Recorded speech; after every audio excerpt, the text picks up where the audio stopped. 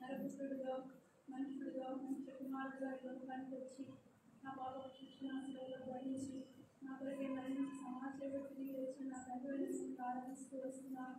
కాల్చిన రక్తం వల్ల నన్ను శుద్ధీకరించినారు, ద్వారా నన్ను రక్షించినారు. ఆయన క్రీస్తులో నన్ను బ్రతికించి జీవాత్మను నాకు ఇచ్చి ఆత్మరక్షకుడుగా కాపరిగా అధ్యక్షుడుగా ఉంటుందైనా సభ్యుల మధ్య సమాజం ఎదుట గుణాక్షేమలను దర్శపరిచిన నిమిత్తం మహాసైన్యంగా నిమిషాలు లేకగా ఆరాధిస్తూ వస్తున్నాను. ఉదయకాలం ఆరాధించగలమైన నా హృదయపూర్వకమైన స్థితి ఆరాధన నమ్మకమైన సృష్టికర్తకు నా కొరకు తిరిగి రానైన యేసుక్రీస్తు వారి శ్రేష్టమైన నామంలో నీకే సమర్పించుకుంటూ వస్తున్నాను తండ్రి. దయచేసి కూర్చోండి. ఒక పాట ద్వారా మనం ప్రభుని జ్ఞానపరిచి ఆరాధిద్దాం. అందరూ లేచి నిలబడి పాట సంఖ్య 190. కొద్దిగా ముందుకు రండి, ఇంకా ఆలస్యం వచ్చిన ఉన్నారు. దయచేసి వరుసలోకి రండి.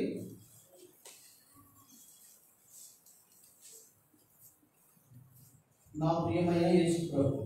పాత పాఠ పుస్తకాలు 779, కొత్త పాఠ పుస్తకాలు 190.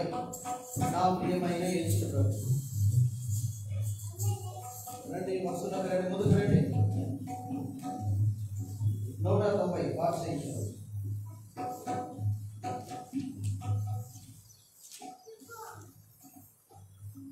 రావాలి బ్రదర్స్, ముందుకు రండి, వరుసలోకి రండి. దయచేసి సిస్టర్స్ లో కొద్దిగా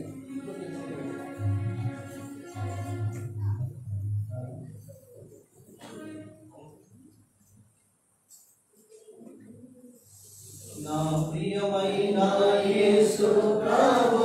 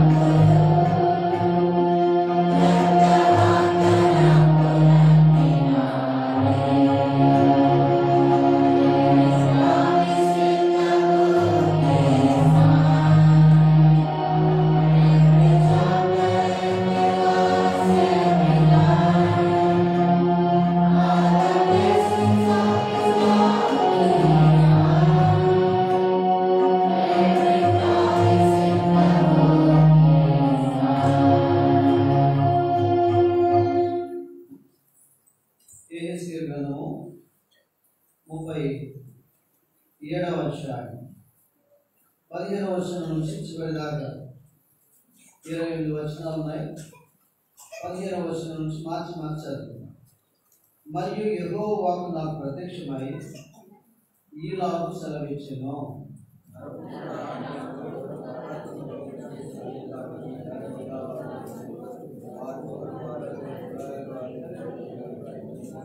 మరి కనుక తీసుకెళ్ళి దాని మీద ఎఫ్రాయిము అనగా యోసేపు వారి తోటి వారు ఎఫ్రాయిము పడ్డారు. అప్పుడు అది ఏకమైన తునక ఎదురట్టు ఒకదానితో ఒకటి జోడించుము, అవి నీ చేతిలో ఒకటే తునక ఎదును.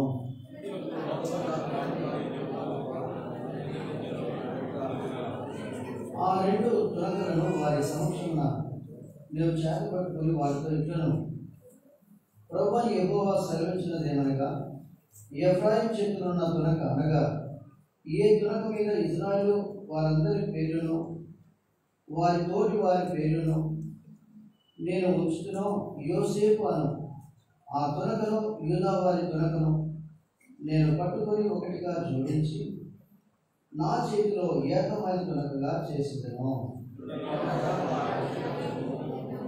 ప్రభువైన యెహోవా సెలవిచ్చినదేమనగా, ఏ అన్యజనులలో ఇశ్రాయేలు చెదిరిపోయినో ఆయా అన్యజనులలోని వారిని రక్షించి వారి ఎచ్చట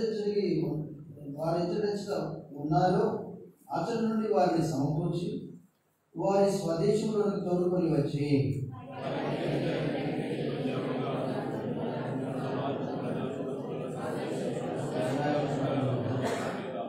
వారిని ఏక జనముగా చేసి వారందరికీ ఒక రాజునే నియమించు. తమ విగ్రహం వలన కానీ తాము చేసి ఉన్న ఏ క్రియల వలన కానీ ఏ అతిక్రమ క్రియల వలన కానీ వారికి మీద తమను అపవిత్రపరచుకొనరు. తాము నివసించిన చోట్లన్నింటిలో వారు మానక పాపములు చేయకుండా వారిని రక్షించి వారిని పవిత్రపరచదు. అప్పుడు వారు నా జనులందరూ నేను వారి దేవుడినై ఉండును.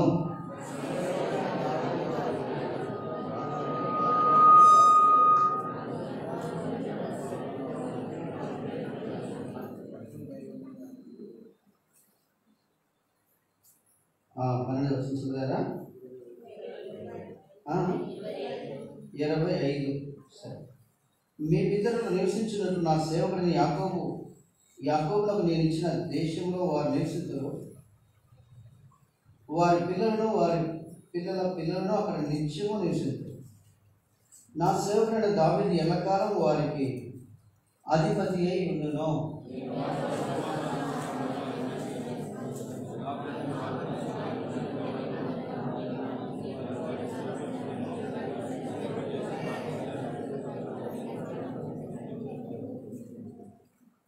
నా మందిరం వారికి పైగా ఉండును.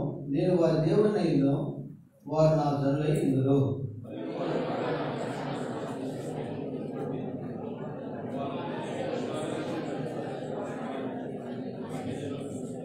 రండి రోజు సాయం కొరకై ప్రార్థన చేసుకుందాం. కలుగుతున్న మా తండ్రి, ఇలాగ నేను మిమ్మల్ని స్తుతించి ఆరాధించినట్లుగా సమాధిలో మనములో ఎండిన ఎముకల వలె మా ఆశ విఫలమాయను, మేము నాశనమైపోతుంది అన్నట్టుగా అటు నశించిన స్థితిలో ఉంటుండగా మీరు నన్ను కూడా బ్రతికించి మీ జీవాత్మను పంపారు. అలా ప్రభు యేసుక్రీస్తు వారి ద్వారా మీ కృప చేత నన్ను బ్రతికించినందుకై స్తోత్రం.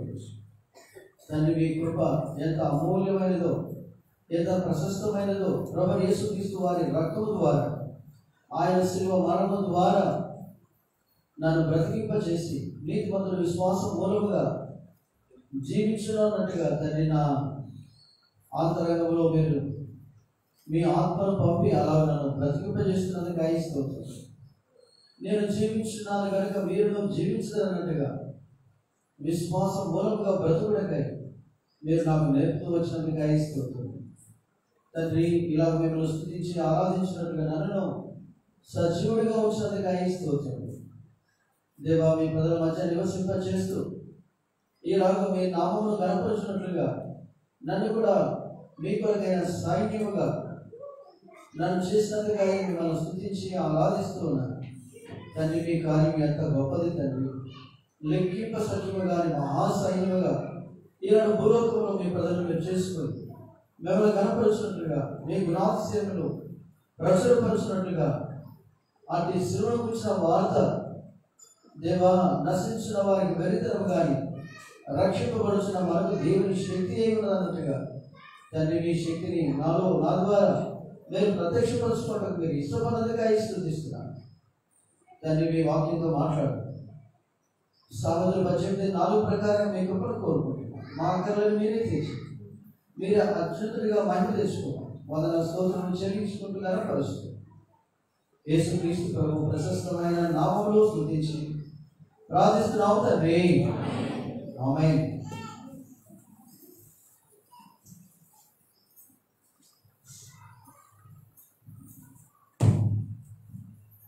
సరే, మనము ఈ సంవత్సర వాగ్దానం అంటే మా స్థానిక సంఘ వాగ్దానం మనం ధ్యానిస్తున్నాం.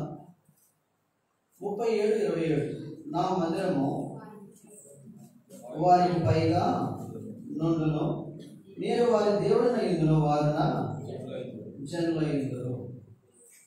ఇక్కడ మనం గమనించి చూస్తా వచ్చినప్పుడు దేవుడు వారికి మందిరం చూపించేవాడిగా ఉన్నాడు. వాస్తవంగా వారి జీవితాల్లో వారు ఎంతగానో చెదరగొట్టబడిన వారు. వారి పాపాన్ని బట్టి వారు ఎంతగానో అనేక దేశాలకు చెదరగొట్టబడ్డారు. వాస్తవంగా చెప్పాలంటే చెట్టుకోవడం పుట్టుకోవడం అంటే చెప్పాలి.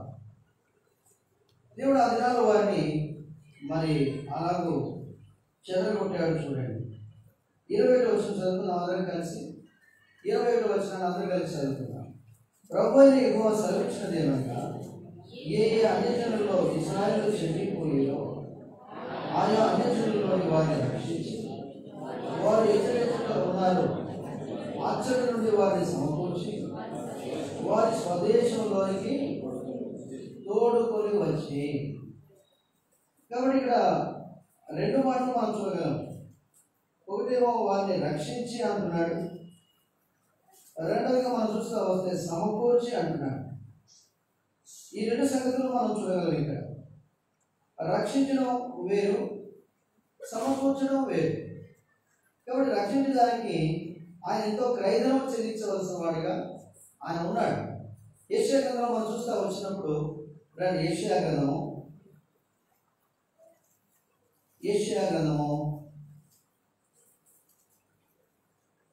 63వ అధ్యాయము. యెషయా గ్రంథం 63వ అధ్యాయము మొదటి వచనాలు మనం కలిసి చదువుకుందామా? మొదటి వచనాలు మనం కలిసి చదువుకుందాం అందరం. రక్త వర్ణములు వస్త్రములు ధరించి ఏదోములు వచ్చిన ఈ దేవుడు శోభిత వస్త్రము ధరించిన వాడు గంభీరముగా నడుచు దోషరాముని బలాక్షకు వచ్చిన ఈ దేవుడు నీతి వాటిని మాట్లాడుచున్న నేనే, రక్షించు బలాఢ్యుడైన నేనే. నీ వస్త్రం ఎర్రగా ఉన్నదేమి, నీ బట్టలు ద్రాక్ష గానుగ దొరుకుచుండు అని బట్టల వలె ఉన్నదేమి. మొదటిగా ద్రాక్ష గానుగ దొరుకుతుంది, జనములలో ఎవరు నాకు ఉండదు. కోపగించుకుని వారిని రౌద్రం చేత వారిని అనగడు. వారి రక్తము నా వస్త్రం మీద చెందినది, నా బట్టలన్నీయు దాగులే. కాబట్టి ఇక్కడ మనం చూస్తూ వచ్చినప్పుడు ప్రభువు యేసుక్రీస్తు వారి విషయమై ప్రవచనానుసారంగా యెషయా ప్రవక్త చెబుతున్నాడు. ఏమంటున్నాడు? రక్త వర్ణ వస్త్రములు ధరించి ఏదో నుండి వచ్చుచున్న ఇతడెవడు? ఆయన రక్త వర్ణ వస్త్రములు ధరించిన వాడిగా ఉన్నాడు. సర్వసాధారణంగా కొంతమందికి ఆయా వస్త్రాలంటే చాలా ఇష్టం, కొంతమందికి పట్టు వస్త్రాలంటే చాలా ఇష్టం కదా. కొంతమందికి ఈ కలర్ అంటే నాకు చాలా ఇష్టం అంటారు. దాని కొరకు కొంత ధర కూడా ఎక్కువగా చెల్లిస్తారు కూడా. ఈ వంకాయ కలర్ అంటే నాకు భలే ఇష్టం, ఈ బిస్కెట్ కలర్ అంటే భలే ఇష్టం నాకు అంటారు. అవునా కదా? అయితే ఈయన ఎలాంటి వస్త్రాలు ధరించాడు అంటే రక్త వర్ణ వస్త్రములు, ఏమంటే రక్త వర్ణ వస్త్రములు ధరించాడు. ఇదేంటి? వర్ణం రక్తమే కానీ అయితే అది రంగు కాదు. ఏంటది? ఏదంట? రక్తవర్ణ వస్త్రం అని రాయబడింది. కానీ 19వ అధ్యాయం ప్రకటనలో మనం చూస్తూ వస్తే చూడండి దయచేసి ప్రకటన గ్రంథము 19వ అధ్యాయం మనం చూస్తూ వచ్చినప్పుడు ఆయన ఎలాంటి వస్త్రాలు ధరించాడు అన్న విషయాన్ని ఇక్కడ మనం చూడవచ్చు. 19వ అధ్యాయము దయచేసి 16వ వచనం చదవండి.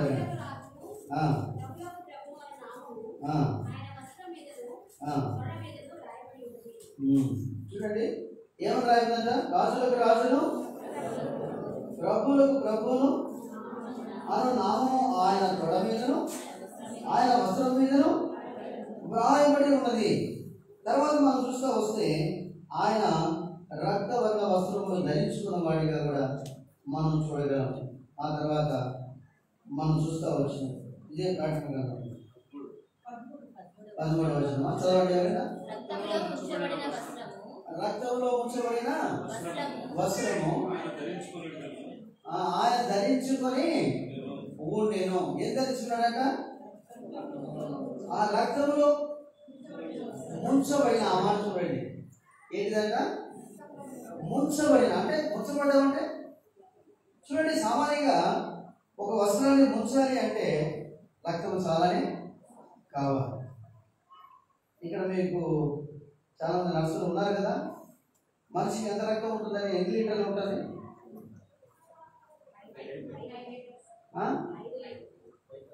ఏది నర్సులు చెప్తున్నారా? నర్సులకు అవకాశం అది, ఎందుకంటే వాళ్ళ డ్యూటీ అది కాబట్టి బాగా తెలుసు వాళ్ళకి. ఎన్ని లీటర్లు? 5 5 లీటర్లు అంట. 5 లీటర్లు అయితే మనం గమనిస్తాం, మనం స్నానం చేసే బకెట్ ఎన్ని లీటర్లు? 16 లీటర్లు. అయితే కదా 16 లీటర్లు 15 లీటర్లు బకెట్ కంపల్సరీగా ఉంటుంది. ఇప్పుడు వస్త్రాన్ని ముంచాలంటే అంటే ఆయన ఈ 5 లీటర్లు ఆ రక్తం అంతా కూడా ఆయన మనకు కాలిస్తేనే కానీ వస్త్రం ఏం కాదు, ముంచబడదు. ఆ రక్తంలో అది ముంచబడిగా చేయబడాలి కదా. అంటే ప్రభువు యేసుక్రీస్తు వారు చూడండి, యోహాను సువార్తలో రాయబడినట్టుగా ఆయన కొంచెం కూడా అక్కడ రాయబడింది, ఆయన పక్కలో బల్లెము పోటు పొడిచినప్పుడు ఏం జరిగిందంట? రక్తమును నీళ్లను కారినట్టు రాయబడింది. అంటే ఆయన ఎంతగా రక్తం కారుస్తూ వచ్చాడు, అంటే ఆయన మనం ఎంతగా ప్రేమిస్తూ వచ్చాడో చూడండి. అంటే మనల్ని చేర్చుకోవడానికి, మనల్ని సమకూర్చడానికి, మనల్ని రక్షించడానికి ఆయన ఎంత క్రయధనము చెల్లించాడో చూడండి. అంటే ప్రభువు యేసుక్రీస్తు వారు ఆయన కేవలం మన కొరకే అలాగూ చేయబడుతూ వచ్చాడు. యెషయా గ్రంథం 53వ అధ్యాయం ఒకవేళ మనం చదవగలిగితే రాయబడింది. అక్కడ ఏమని రాయబడింది? అతడు పొందిన దెబ్బల వలన మనకు స్వస్థత కలుగుచున్నది అన్నారు. అతడు పొందిన దెబ్బల వలన అంటే ఆయన దెబ్బలు పొందకపోతే మనకు స్వస్థత లేదా? ఈ పాప రోగమును ఎవరు తీసివేయలేరా? ఎవరు తీసివేయలేరు. ఎవరి ద్వారా సాధ్యము కానే. అందుకే మనం కీర్తన 49 అదే చూడగలుగుతున్నాం. అది అట్లా ఉండవలసిందంట. ఎట్లా ఉండాల్సింది? అట్లా ఉండవలసిందంట. అంటే అట్లున్న వారు మన వాస్తవంగా అంటే మనకు ఎవ్వరు మన పాపం నుంచి విడిపించలేరు. అందుకే వారి విమోచన క్రయధనం ఎలాంటిదట? బహు గొప్పది అని రాయబడింది, బహు గొప్పది. అందుకే ప్రభువు యేసుక్రీస్తు వారి విషయమై అక్కడ ఆ ముద్రను విప్పగలిగిన వాడు. పోయిన వారం అంతకు వారం మనం చూస్తూ వచ్చాం. వధింపబడిన గొర్రెపిల్లైన ప్రభువు యేసుక్రీస్తు వారి ఆయన ఒక్కడే ఆ ముద్రను విప్పగలిగిన వాడు. కాబట్టి ఆయన విప్పకపోతే మరెవరు విప్పలేరు. అందుకే ప్రభువు యేసుక్రీస్తు వారి క్రయధనము చెల్లించి ఆ ముద్రను విప్పిన వాడిగా ఉన్నాడు. అందుకే ఏడవకము అంటూ వచ్చాడు అక్కడ ఉన్న ఒక దూత. కాబట్టి ఈనాడు మన జీవితాల్లో మనం ఏడవక ఊరకుంటున్నట్లుగా, ఏడవక సంతోషించినట్లుగా, మన దుఃఖము మరి ఆనందంగా మార్చబడినట్లుగా ఈనాడు ప్రభువు యేసుక్రీస్తు వారు బోస్రాలో నుండి వచ్చిన ఆ గొర్రెవల్లి ప్రభువు యేసుక్రీస్తు వారు బలాతిశయం చేత వచ్చిన వాడే ఇక్కడ అంటాడు. మొదటి వచ్చిన చివరిలో అంటాడు, నీతిని బట్టి మాట్లాడుచున్న నేనే, రక్షించడానికి బలార్జునైనా నేనే అంటున్నాడు. అంటే ఇంకెవరు రక్షించేవారు లేరంటే ఇంకెవరు లేరు. అందుకే ఆయన మనం రక్షించి అలాగే మనం విమోచించి ఆయన రక్షించిన వాడు. కాబట్టి నిజంగా మనం ఈనాడు ఎంతో ధన్యులం. అందుకే యోహాను సువార్తలో చాలా బాగా అంటాడు, ఏమని? చూచి నమ్మిన వారికంటే మనం వాళ్ళకంటే ధన్యులం. ఎవరికంటే? చూచిన వారికంటే. ఎందుకంటే యోహాను, పేతురు వీళ్ళందరూ ఏం చేశారు? వారు ఆయన చూస్తూ వచ్చారు, దగ్గర నుండి చూస్తూ వచ్చారు, ఆయన గాయాన్ని చూస్తూ వచ్చారు, ఆయన శిలువ మరణాన్ని చూస్తూ వచ్చారు. వారికంటే మనం ధన్యులం అంటే ఇదే. అవును, దేవుని వాక్యం అది. ఎందుకంటే వారికంటే మనం ధన్యులుగా చేయబడుతూ వచ్చారు. ఎందుకు? చూడక నమ్మువారు ధన్యులు. కాబట్టి ఈనాడు మన జీవితాలు అలాగూ ఆ గొర్రె పిల్ల యేసుక్రీస్తు ప్రభు వారి రక్తముల వారు విమోచింపబడిన వారు మనం ధన్యులుగా చేయబడ్డాం, మనం రక్షింపబడిన వారిగా ఉన్నాం. సరే రండి దయచేసి యేసుక్రీస్తు గ్రంథము 37వ అధ్యాయం. రెండవది మనం చూస్తూ వచ్చినప్పుడు ఇక్కడే రాయబడింది చూడండి, 21వ వచనంలో అచ్చట నుండి వారిని సమకూర్చి, ఏమంట? అచ్చట నుండి వారిని సమకూర్చి. రక్షించడం వేరు, సమకూర్చడం వేరు. ఇక్కడ ఒక మాట వాడబడింది, ఎచ్చటెచ్చట ఉన్నారు అంటాడు. ఏమంట? ఎచ్చటెచ్చట ఉన్నారు. కాబట్టి నిజంగా మనం ఎచ్చటెచ్చట ఉన్నవారు రక్షింపబడినప్పటికీ ఎన్నోసార్లు మనము చెదిరిపోయేవారుగా, అంటే ఆ దినాల్లో వారు పాపం చేసి వారి విగ్రహంలో బట్టి వారి హేయ క్రియలను బట్టి వారు చెదిరిపోయారు. ఆ మాట కూడా రాయబడింది యేసుక్రీస్తు గ్రంథంలోనే 37వ అధ్యాయంలో మనం చూస్తా వస్తే వారు దేని బట్టి చెదిరిపోయినారట. 23వ వచనం చదువుతారు ఎవరైనా? వారిని ఏకజనముగా చేసి వారికందరికీ ఒక రాజునే నియమించదను. తమ విగ్రహముల వలన గాని తాము చేసి ఉన్న హేయ క్రియ వలన గాని ఏ అతిక్రమ క్రియల వలన గాని వారికి మీద తమను అపవిత్రపరుచుకొనరు. తాము నివసించిన చోట్లన్నిటిలో వారు మానక పాపములు ఇక చేయకుండా వారిని రక్షించి వారిని పవిత్రపరచెదను. అప్పుడు వారు నా జనులగుదురు. కాబట్టి ఇక్కడ చూడండి, వారిని సమకూర్చి అన్నమాట చూస్తున్నాం మనం. వారిని రక్షించాడు మొట్టమొదటిగా, సమకూర్చాడు. ఇక్కడ మనం చూస్తా వస్తే వారిని పవిత్రపరచెదను. ఏం చేస్తారంట? పవిత్రపరచెదను. చూడండి, ఈనాడు మన జీవితాల్లో మనం పవిత్రపరచడానికి ప్రభు ఆనాడు రక్తాన్ని చిందించాడు. అంత మాత్రమే కాదు, ఈనాడు ఆయన వాక్యం ద్వారా మనల్ని పవిత్రపరుస్తూ ఉన్నాడు. అందుకే దేవుని వాక్యాన్ని ఎక్కువగా మిక్కుటగా ఎవరు ప్రేమించేవారుగా, దేవుని వాక్యాన్ని ఎక్కువగా మరి ధ్యానించి దేవుని వాక్యానికి వారి జీవితాలను అప్పగించుకునే వారు ఉంటారు. అందుకే దేవుని వాక్యంలో 37, 31లో మనం కీర్తనలో చూడగలరు. వారి దేవుని ధర్మశాస్త్రం వారి హృదయంలో ఉన్నది కనుక వారి అడుగులో జాలవు అంటాడు. అంటే దేవుని ధర్మశాస్త్రం, దేవుని వాక్యం మన హృదయంలో ఎంతగా మనం ఉంచుకున్న వారమై ఉంటామో మన అడుగులు జారపడినట్లుగా మనం పవిత్రంగా జీవించగలం అన్నమాట. అందుకే దేవుని వాక్యం, అందుకే దైవజనుడు బక్షి గారు మనకు నేర్పించిన చక్కటి క్రమము అనవచ్చు, లేక అనుభవం అని చెప్పవచ్చు. దైవజనుడు ఎంతో మరి వాక్యాన్ని నికుటగా ప్రేమిస్తూ వచ్చాడు. ఎన్నిసార్లు చదివాడంటే దైవజనుడు బక్షి గారు? 100 సార్లు. ఎన్నిసార్లు అంట? ఇది చెప్పట్లేదే, నిద్ర వస్తుందా? చెప్పండి, ఎన్నిసార్లు చదివాడు? 100 సార్లు చదివాడు. అది కేవలం ఆరంభం మాత్రమే. ఇంకా ఎన్నోసార్లు ఆయన చదివాడు. చదివిన తర్వాత దానికి అర్థమైంది ఏంటంటే, ఇన్ ద బిగినింగ్ గాడ్, ఆది యందు దేవుడు అన్న మాట ఆయనకు అర్థమైందని. అని 100 సార్లు చదివితే ఆ ఒక్క మాట మాత్రమే అర్థమైందా అని మనం కూడా అడగవచ్చు. వాస్తవంగా అవును, ఆయనకు అదే అర్థమైందని. అంటే ఆ యొక్క 1000 సంవత్సరాలు, ఎన్నో లక్షల సంవత్సరాలు దానికి ముందు ఉన్నాయన్న విషయాన్ని మరి ఆయన గ్రహిస్తూ రాగలిగాడు. అందుకే చూడండి, దైవజనుడు బక్షి గారు ఏం చెప్పినా, ఏ వర్తమానం చెప్పినా వాక్యాన్ని ప్రామాణికంగా, వాక్యాన్ని ఆధారం చేసుకుని చెప్తారు ఆయన. అందుకే ప్రపంచంలో బక్షి గారు ఎందుకు అంత ఆయన పరిచర్య వర్ధిల్తూ వచ్చింది, తాను అంత పవిత్రంగా ఎలా జీవించగలిగాడు అంటే దేవుని వాక్యం. అందుకే వాక్యాన్ని మనం నిర్లక్ష్యం చేయకూడదు. ప్రతి నిత్యం దేవుని వాక్యాన్ని తీసుకోవాలి, తప్పకుండా తీసుకోవాలి. మన అంతరంగంలో చూడండి, మన ఆత్మ శుద్ధి చేయబడాలి అంటే దేవుని వాక్యం. కాబట్టి దేవుని వాక్యాన్ని అందుకే చాలా బాగా అంటాడు. యవనస్తుల విషయంలో చూస్తే ఇక మొదటి యవనంలో చాలా బాగా అంటాడు, యవనస్తులారా మీరు బలవంతులు, దేవుని వాక్యం మీ యందు నిలిచి ఉన్నది, మీరు శత్రుని దుష్టుని జయించి ఉన్నారు అంటాడు. చూడండి, మొదటి యువన తీసారా ఎవరన్నా? రండి దయచేసి యోహాను రాసిన మొదటి పత్రిక ఇక్కడ మనం చక్కగా చూడగలం. తండ్రులారా, మీరు ఆది నుండి ఉన్నవారిని ఎరిగి ఉన్నారు కనుక మీకు వ్రాయుచున్నాను. యవనస్తులారా, మీరు దుష్టుని జయించి ఉన్నారు కనుక. చూడండి ఆ మాట, యవనస్తులారా మీరు దుష్టుని జయించి ఉన్నారు కనుక మీకు వ్రాయుచున్నాను. చిన్నపిల్లలారా, మీరు తండ్రిని ఎరిగి ఉన్నారు కనుక. మధ్యలో చూడండి, యవనస్తులారా మీరు బలవంతులు, దేవుని వాక్యము మీ యందు నిలుచుచున్నది, మీరు దుష్టుని జయించి ఉన్నారు. ఏంటంట? మీరు దుష్టుని జయించి ఉన్నారు కనుక మీకు వ్రాయించున్నాను. ఎందుకు అన్నమాట చూడండి, ఇంత డైరెక్ట్గా రాయించాడు దేవుడు అంటే. అవును, దుష్టుడు జయించాలి అంటే దేవుడు వాక్యం. అందుకు మత్తయి సువార్త 4వ అధ్యాయంలో ప్రభువు యేసుక్రీస్తు వారు శోధింపబడుతున్నప్పుడు ఆ యొక్క పర్వతం మీద తీసుకెళ్ళి సాతాను శోధిస్తున్నప్పుడు యేసు వారు ఏమన్నాడు?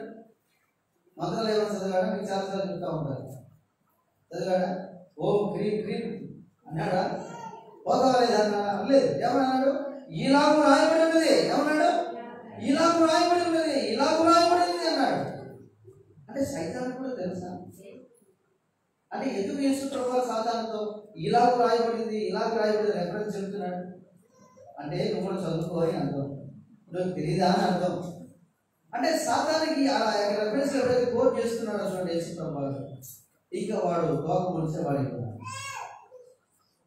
అది ఈనాడు మన జీవితాల్లో మనం సాతాను జయించాలి అంటే మనకి ఇచ్చిన ఆయుధం ఏంటంటే ఏంటి? దేవుని వాక్యం. ఎఫెసీయులకు రాసిన పత్రికలో ఆ విషయం ఎక్కువ ప్రత్యేకంగా రాయబడి చూడండి. ఎఫెసీయులకు రాసిన పత్రిక 6వ అధ్యాయం మనం చూస్తా వస్తే ఇక్కడ చాలా వివరంగా రాయబడి చూడండి. 6వ అధ్యాయం ఎఫెసీయులకు రాసిన పత్రిక, ఇక్కడ దేవుని వాక్య విషయం అంటాడు. 16వ వచనమా 17 చూడండి. రక్షణ శిరస్సులను ఆ మాట చూడండి, దేవుని వాక్యమును ఆత్మ ఖడ్గమును. చూసారా? దేవుని వాక్యమును ఆత్మ ఖడ్గం అంట. ఏ ఖడ్గం అది? ఆత్మ ఖడ్గం. కాబట్టి మనం సాతాను జయించాలంటే దేవుని ఆత్మ ఖడ్గం అనుకుంటారు. అందుకే మన బలహీనతను జయించాలంటే దేవుని వాక్యమే మనకు ఆధారం. అందుకే దేవుని పిల్లలారా ప్రతి నిమిషం ప్రతి ఉదయం కూడా మరి నేనైతే నా మాట నేను చెప్పగలను, నేను బోధన చేయడం ఆలస్యం చేస్తాను, స్నానం చేయడం ఆలస్యం చేస్తాను, కానీ దేవుని వాక్యం చదువుకోవడం మాత్రం నేను ఆలస్యం చేయను, నిర్లక్ష్యం అసలే చేయను. కావాల్సినంత వాక్యాన్ని నేను తీసుకున్నప్పుడే, నాకు తృప్తిగా అనిపించినప్పుడే నేను లేవడానికి ప్రయత్నం చేస్తాను. అవును, నా రహస్యం అదే చెప్తాను. కాబట్టి ఈనాడు మనం సాతాను జయించాలి అంటే దేవుని వాక్యం. దేవుని వాక్యము తీసుకొని మనం గోడలకు తగిలించడానికి కాదు, ఒక ఫ్లెక్సీగా పెట్టడానికి కాదు ఉన్నది. గుర్తుపెట్టుకోండి. గత వారంలో నేను చెప్పాను అనుకుంటాను. ఒకసారి ఆమె మరి శుభం అనుకుంటాను ఆమె పేరు తర్వాత రూతు, ఆమెకు ధనప్రసాదం పెట్టింది అన్నమాట. వారి ఇంటి పక్కనే మరి బావి ఉండేది. ఆ బావిలోనే ధనప్రసాదం ఉండేది అన్నమాట. ఆ ధనప్రసాదం బట్టి ఆమె పీడిస్తూ ఉండేది. సరే ఎట్లాగో ప్రార్థన చేసేది, దేవుని దగ్గర పోయింది. తర్వాత మరలా వచ్చిందన్నమాట. మరలా వచ్చిన తర్వాత పొమ్మటి పోవట్లే. అది ఎంతగా సతాయిస్తున్నాము. మాకు కూడా చాలాసార్లు మరలా మరి అది కనపడతాము. మనం వెళ్తాం లేదా అంటే నేను వెళ్ళను అంటాము. ఎందుకు వచ్చినాము? పోయినావు కదా అంటే అవును పోయినాను, ఈ బావిలో పక్కన బావిలో ఉంటుంది. మళ్ళీ ఎందుకు వచ్చావు అంటే అవును, ఈమె మళ్ళా పాపం చేస్తావు, ఈమె మళ్ళీ నన్ను రమ్మన్నది. చూసారా ఏమన్నదంట? మళ్ళా నన్ను రమ్మన్నది అన్నాను. ఇంకా అందరూ భయపడతా వచ్చారు. ఆ ఊళ్ళో పెద్ద పాలెగాళ్ళతో వచ్చి ఆమె పట్టుకుంటామంటే ఇట్లంటే సార్ వాళ్ళు పోయి ఆ దూరం మేము పడిపోతున్నాను అనమాట. ఇంకా అట్లా చేసి మా కబురు వచ్చేసింది, అయ్యా మీరు రావాల్సింది, ఊరంతా ఏకమైపోయింది, ఆ ఇంటి దగ్గర జాతర అయిపోయింది, ఆ చుట్టానికి పక్కగా అనుకుంటుంది అనమాట. చాలా పక్కగా పొట్టిగా ఉంటుంది. ఇంకా అది బట్టి పీడిస్తా ఉంది, క్యాప్ వేస్తా ఉన్నారు, ఇంకా రకరకాలు చేస్తా ఉన్నారు. ఎన్ని చేసినా పోవట్లే. మాకు సమాచారం వస్తే మేము పోయాము, ప్రార్థన చేశాము. అప్పుడు అడిగితే చెప్తాను వరుసగా. కాబట్టి దేవుని పిల్లల జాగ్రత్త. రక్షింపబడిన మన జీవితంలో మనం ఈ పవిత్రత విషయమై ఎప్పుడు కొనసాగించుకోవాలి. ఇక్కడ రాయబడి మీరు గమనించాలి, ఆనాడు ఇశ్రాయేలీయుల జనాంగం ఎందుకు వారు చెదరగొట్టబడ్డారు అంటే వారు అపవిత్రులు అయిపోయారు, వారు విగ్రహారాధకులు అయిపోయారు, వారు దేవునికి హేయమైన కార్యంలో వారు చేస్తూ వచ్చారు. మరి అందుకే వారు మరలా సాతాను యొక్క మరి చెరలోనికి వెళ్ళిన వారు పీడింపబడుతూ వచ్చారు. అందుకే మీరు మా కొత్త చూస్తే రాయబడింది, ఆ ఇల్లు ఊడ్చి పెట్టబడి ఉండి అందులో ఎవరు లేకుండా చూసి ఏంటంట మరి 7 దయ్యాలు తీసుకొచ్చినారు. చూసారా? అందుకే సరైన సహవాసము, సరైన రీతిగా దేవుడి సన్నిధి మన జీవితంలో లేదు, మళ్ళా సైతాన్ని వస్తారు. అందుకే ఆ దయ్యాలు పట్టిన వారు ఏం చేస్తారంటే ఏం చేస్తారో వాళ్ళకి అర్థం కాదు. ఎందుకంటే అంతకుముందు దయ్యాల కంటే ఇప్పుడు భయంకరమైన 7 దయ్యాలు ఒకటి పడలే. కాబట్టి దేవుని ప్రధాన జాగ్రత్త. దేవుని వాక్యాన్ని మళ్ళీ చెప్పాను, ఒక రహస్యాన్ని అది పోయిన తర్వాత చెప్పాను. నీ ఇంటి వాక్యం ఎంత ఈ వాక్యాన్ని ఉంచుకో వృద్ధమా అని చెప్పేసాను. ఈ రోజు కూడా మళ్ళా దైవం రాలేకపోయింది తెలుసా? ఈ రోజు కూడా రాలేదు. ఏంటి దేవుని వాక్యం? దేవుని వాక్యంలో అంత బలం ఉందన్నమాట. కాబట్టి దేవుడే వాక్యమే దేవుడు. కాబట్టి ఆ వాక్యంలో ఉందన్నమాట ఆ జీవం, ఆ శక్తి. అందుకే దేవుని వాక్యాన్ని మనం ఏదో బయట చేతులు పట్టుకోవడం కాదు, ఈ వాక్యం మన హృదయాలు ఉండాలి. ఉదయకాలం ఏం చదువుకున్నామో మన ప్రార్థనలో, మన ఆరాధనలో, ప్రతి సమయంలో ఆ వాక్యం మనకు వల్ల మేలుతూ రావాలి. మన నోట్లో నుంచి, మన హృదయంలో నుంచి ఎప్పుడు అది మరి వర్ణించబడుతూ రావాలి. అందుకే నా ప్రార్థనలో, నా ఆరాధనలో చూశాను నేను తప్పకుండా నేను చదువుకున్న వాక్య భాగం తప్పకుండా వస్తుంది. అంతే. ఏంటి అలాగ అంటే అవును దేవుడు నాకు అలా నేర్పించాడు, తప్పకుండా అలాగే నేను నా హృదయం దాన్ని భద్రపరచుకోవచ్చు. ఓ దేవుడి ప్రజలారా, దేవుని వాక్యాన్ని నిర్లక్ష్యం చేయకూడదు.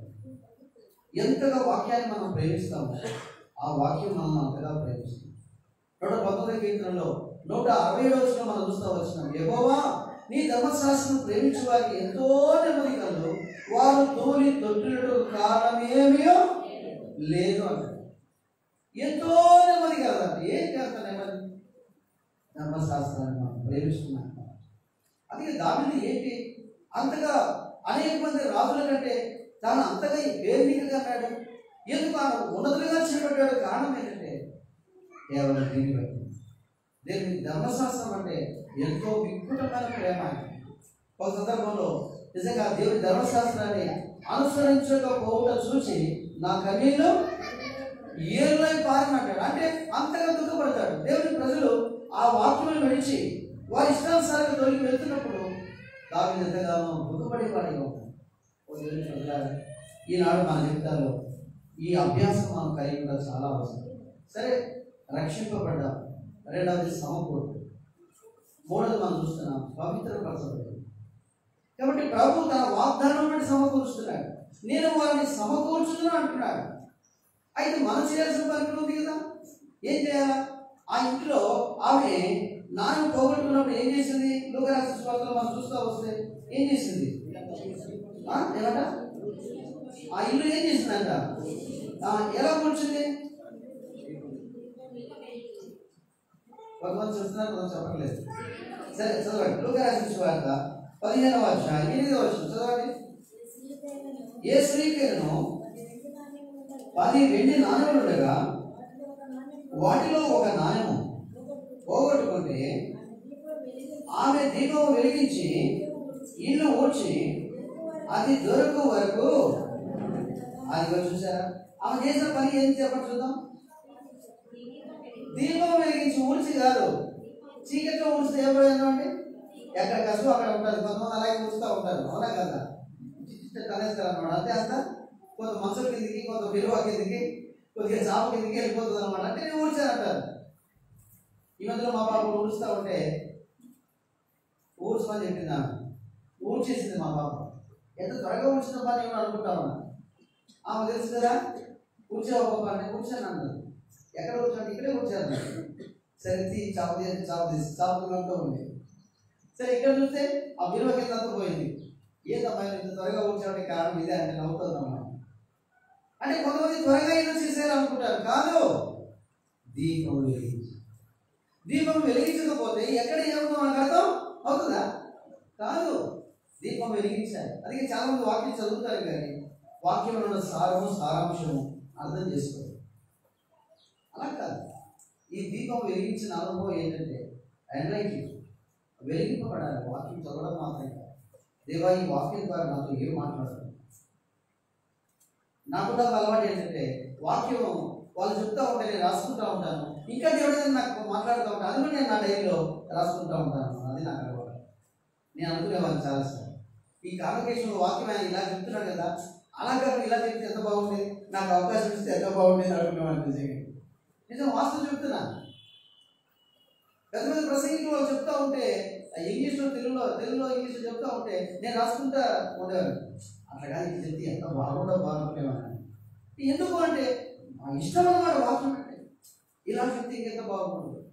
ఓ దేవుడి ప్రజలారా, వాక్యం అన్నది చూడండి పలు విధాలుగా పలు రకాలుగా మాట్లాడుతూ ఉంటుంది. అక్కడ కొరకు మాట్లాడుతుంది, భవిష్యత్తు కొరకు మాట్లాడుతుంది. ఎందుకంటే వాక్యం మనకు సరిపోయినది, చాలినది.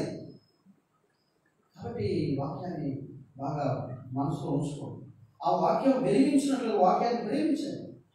అసలు నేను ఏ వాక్యం చదువుకున్నాను ఒకసారి అనుకోని చూద్దాం. లేక ఈరోజు ఉదయం ఏం చదువుకున్నాను అనుకోండి. ఉంటాం మీరే అనుకోండి. ఉంటాం ప్రయాణం చేస్తుంటారు బస్సులో అనుకోండి. లేక ఎవరితో మీరు కూర్చున్నారు, అక్క మీరు వాక్యం చదువుకున్నారా, అన్న మీరు వాక్యం చదువుకున్నారని అడగండి. తప్పే షేరింగ్ అంటారు. మీకు తెలుసా, నువ్వు చదువుకున్నది షేరింగ్ చేయడం ద్వారా ఒక 10 సార్లు నువ్వు చదివినట్టు అంట. చూసారా? కాబట్టి చాలాసార్లు మనం ఇలాంటివి మాట్లాడుకోం, మనం ఇలాంటివి ధ్యానించం. మనం అందుకే చాలాసార్లు వ్యర్థమైన మాటలు మాట్లాడుతున్నాం. అందుకే మన హృదయాలు ఎందుకు అపవిత్రం అయిపోతాయి, ఎందుకు మన హృదయాలు కోపంతో ఆవేశంతో నిండిపోతాయి? కారణం ఏంటంటే దేవుని వాక్యం మనం ధ్యానించాం, దేవుని వాక్యం మీద మన మనసు పెట్టాం. అందుకే చూడండి చాలాసార్లు మన ముఖాలు చాలా రౌద్రంగా, కొంతమంది ముఖాలు చూడడానికి భయం వేస్తుంది. ఎందుకు కారణం ఏంటంటే చాలా కోపంగా ఉంటాను. ఎందుకు కోపం? దేవుని ప్రేమ నీలో ఉన్నప్పుడు ఆ ప్రశాంతత నీ ముఖం మీద కనబడుతున్నావు. నువ్వు నల్లగున్నావా తెల్లగున్నావా తర్వాత సంగతి, ఆ ప్రశాంతత అంటే కనబడుతున్నావు. ఇంగ్లీష్లో ఆ సామెత ఉంది కదా, ఏమని? ఫేసెస్ ఇంగ్లీష్ అంతా నీ మనసు ఎలా ఉందో నీ ముఖం చెప్తున్నది. నువ్వు కోపంగా ఉన్నావా ప్రశాంతంగా ఉన్నావా అని నీ ముఖం చెప్తున్నట. నీ ముఖం మారాలంటే నీ హృదయంలో వాక్యం ఉండాలి. అందుకే ఇక్కడ రాయబడింది, ఆ దీపం వెలిగించి అమేం చేస్తున్నాడు. చూడండి, లోకరాజు వార్త 15వ అధ్యాయం. ఆ ఏసీఏలో 10 వెండి నాణ్యాలు ఉండగా వాటితో ఒక నాణ్యం పోగొట్టుకుంటే ఆమె దీపం వెలిగించి ఇల్లు ఊడ్చి అది దొరుకు వరకు అది వచ్చేసా జాగ్రత్తగా వెదగదా అని క్వశ్చన్ వేశాడు. అంటే మనం ఏం చెప్పాలి ఇప్పుడు? వెతుకుతుందా వెతకదా అని చెప్పలే. ఏది సిస్టర్ చెప్పట్లేదు, ఇల్లు ఊడ్చట్లేదా మీరంతా? ఇల్లు ఊడ్చట్లేదా? వెతుకుతారా వెతకరా అని వెతకాలి. ఇంకో రాష్ట్రం చెప్పమంటారా? ఆ దేశంలో వాడుతున్న వాడుక ఏంటంటే ఈ పెళ్లి కుమార్తెకు కన్యకు మరి ఈ యొక్క నెక్లెస్, ఆ నెక్లెస్కు 10 నాణ్యాలు ఉంటాయండి. ఎన్ని ఉంటాయి?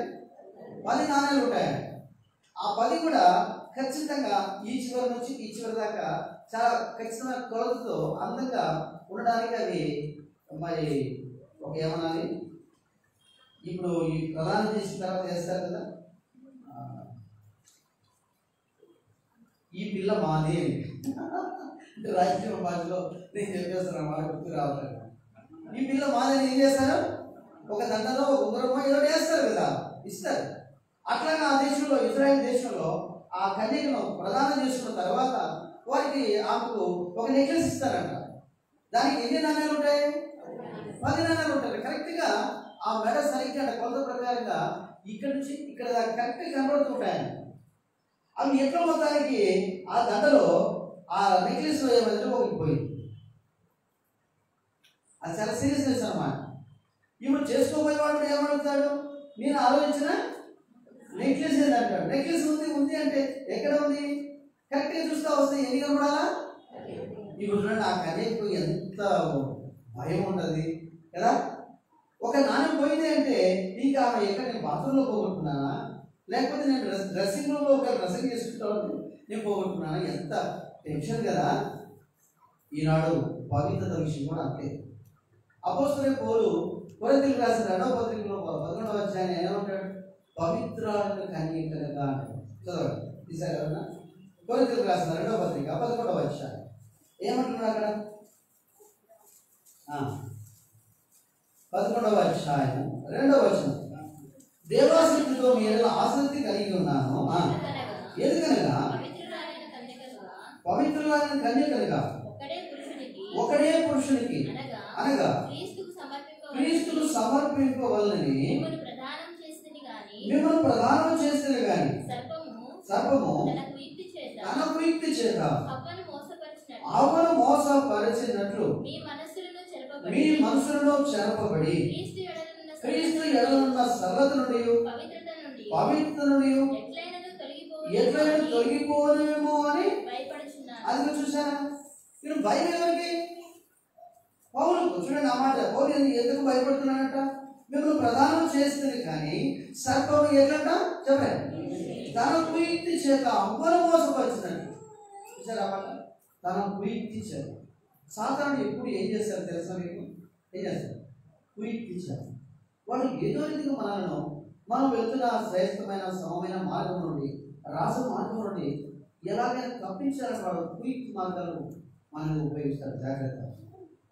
అది ఇదే కొరింథీయులకు రాసిన పత్రికలోనే అపోస్తలుడైన పౌలు సాధారణ తంత్రములను మనం ఎరుగని వారము కాము అంటాడు. అందుకే సాతాను ఏ దినాల్లో పనిచేస్తున్నాడు, ఈ దినాల్లో లేక ఆ స్థలంలో, మన ఉద్యోగంలో, మన ఇరుగు పొరుగు వారి ద్వారా లేక బంధువుల ద్వారా ఎలా పనిచేస్తున్నాడో ఎరుగుట అనేది చాలా చాలా అవసరం మనకు.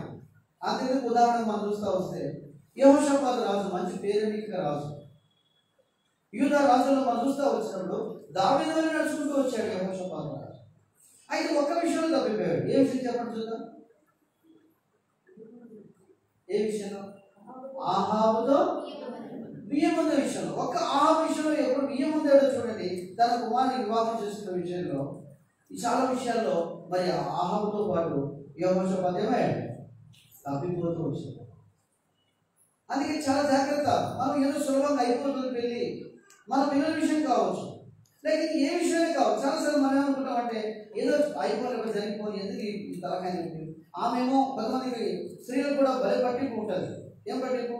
నా బంధువులనే చేసుకోవాలి. ఆమె బంధువులు చేసుకోవడానికి తన భర్త చచ్చినా పర్లేదు. అంటే మీకు అర్థమవుతుందా? ఎక్కడ దాకపోతారు కొంతమంది అంటే నా భర్త చచ్చినా పర్లేదు, నేను అనుకున్నది నెరవేరు. కొంతమంది అలా ఉంటారు. కొంతమంది పురుషులు కూడా అలాగే ఉంటారు అన్నమాట. కాబట్టి అలా కాదు, భార్యాభర్తల విషయం అలా ఉంచినప్పటికీ మన మధ్యలో దేవుడు ఉన్నాడు. అందుకే ప్రభు ఏమన్నాడు? 3 పేటల త్రాడు అంటే ఇది తేలబొట్టు కాదు.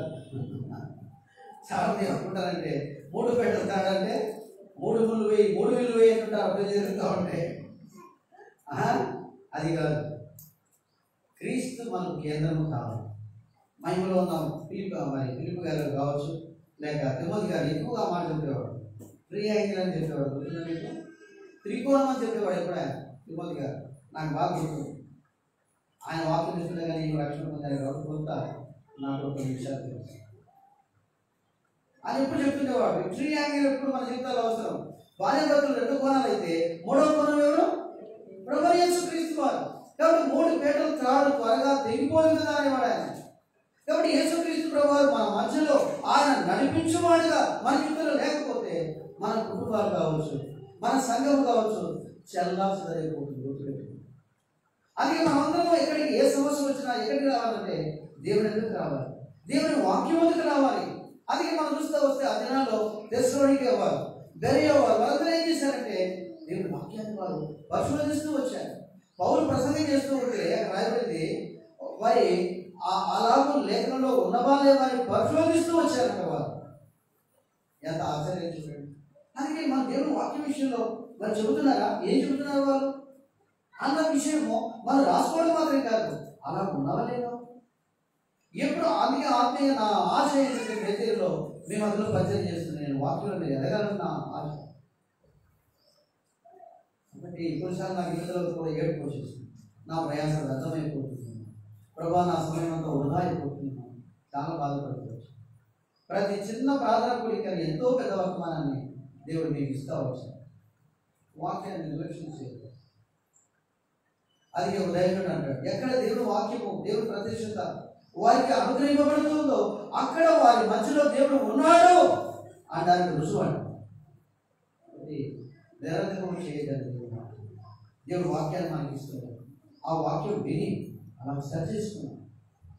ఎప్పుడైతే సరి చేసుకుంటామో చూడండి, మీరు గమనించలేదు, ఎప్పుడైతే ఆ దీపం వెలిగించి ఇల్లు ఊడ్చి ఏమైందంట, ఏమైంది చూడండి. లూకాసు సువార్త 15వ అధ్యాయం ఏమని రాయబడింది? లూకాసు సువార్త ఏ స్త్రీకైనను 10 వెండి నాణెములు ఉండగా వాటిలో ఒక నాణెం పోగొట్టుకుంటే ఆమె దీపం వెలిగించి ఇల్లు ఊడ్చి అది దొరుకు వరకు జాగ్రత్తగా వెతకదా, అది దొరికినప్పుడు చూడండి 9వ వచనం, అది దొరికినప్పుడు తన చెలికత్తెలను పొరుగువారిని పిలిచి నాతో కూడా సంతోషించుడి, నేను పోగొట్టుకున్న నాణెము దొరికినదని వారితో చెప్పులు కదా. చూసారు? ఇప్పుడు ఏం సంతోషం చెప్పండి చూద్దాం.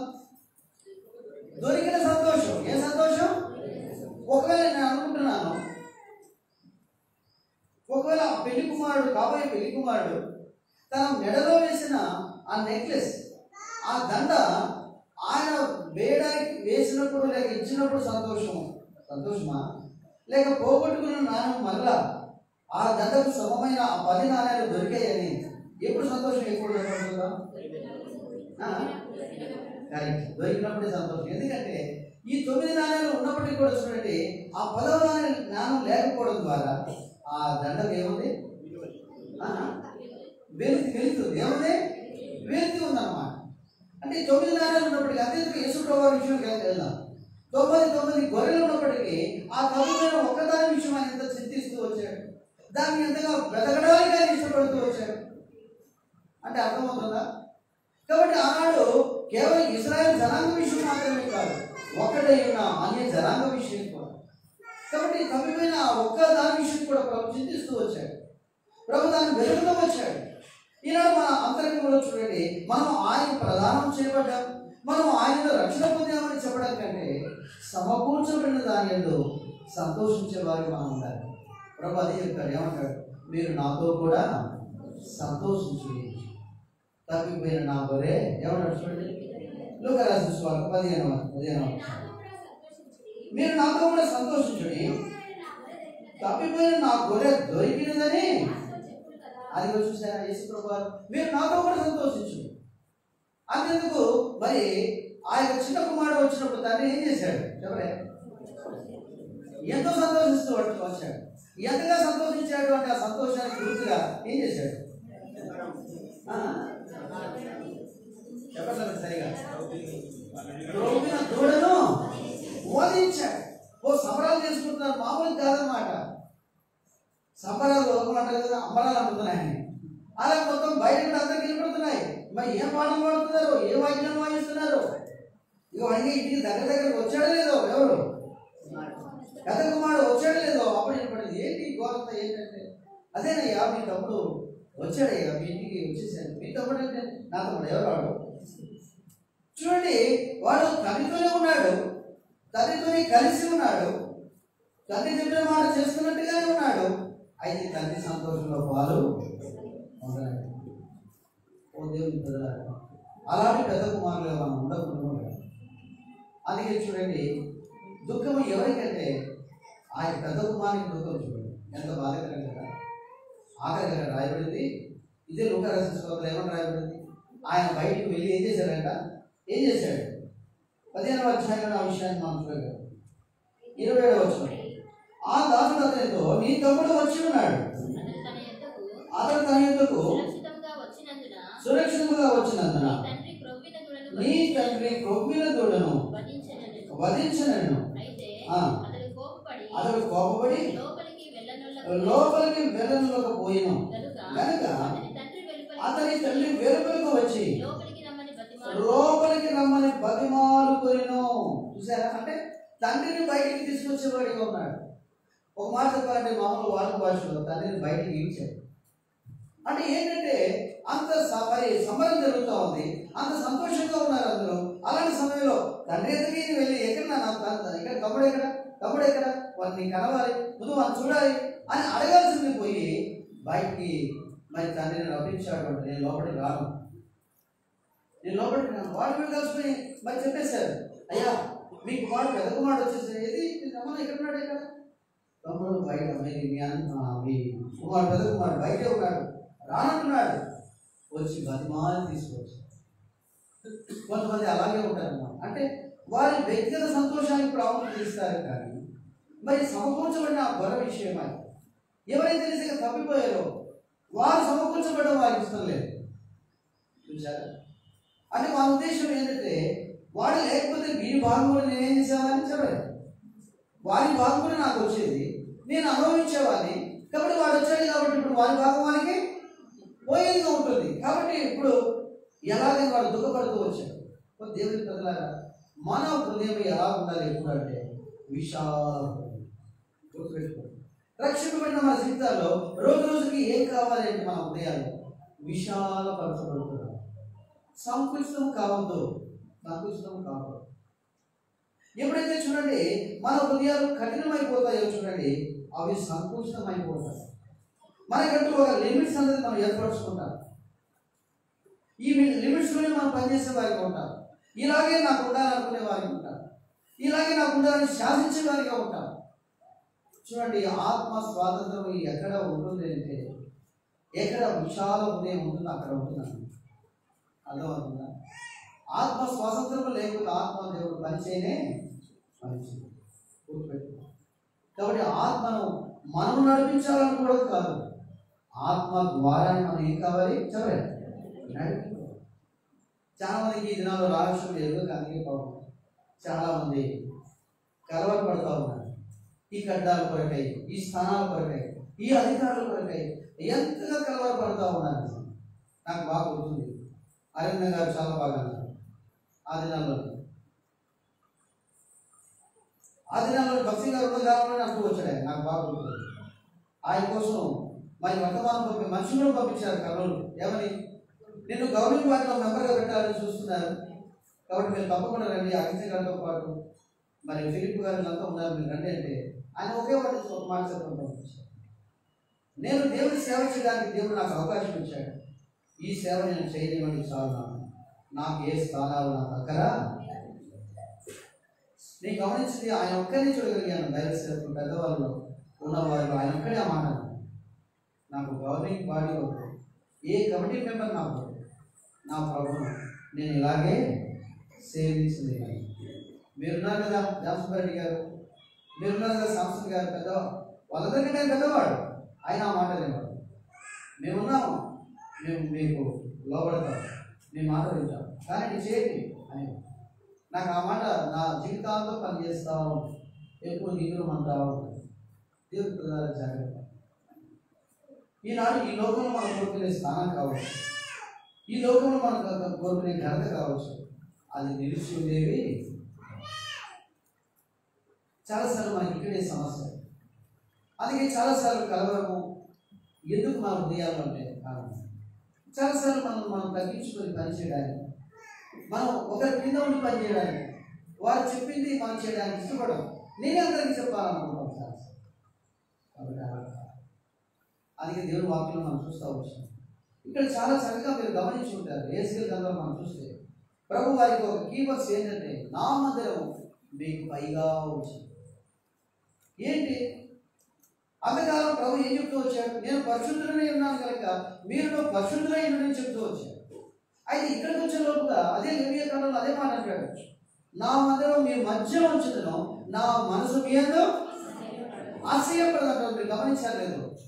పోయిన సంవత్సరం 26వ అధ్యాయంలో ఆ మాట కూడా మనం చూడగలం. నా మందిరం మీ మధ్య ఉంచుదను. మరి ఇప్పుడు మందిరం ఎక్కడ ఉంచుతున్నాడంట? పైగా ఉంచుతున్నా. అంటే పై అంటే అప్స్టైర్ ఉద్దేశం అక్కడ కాదు, అప్స్టైర్ అని కాదు ఉద్దేశం అక్కడ.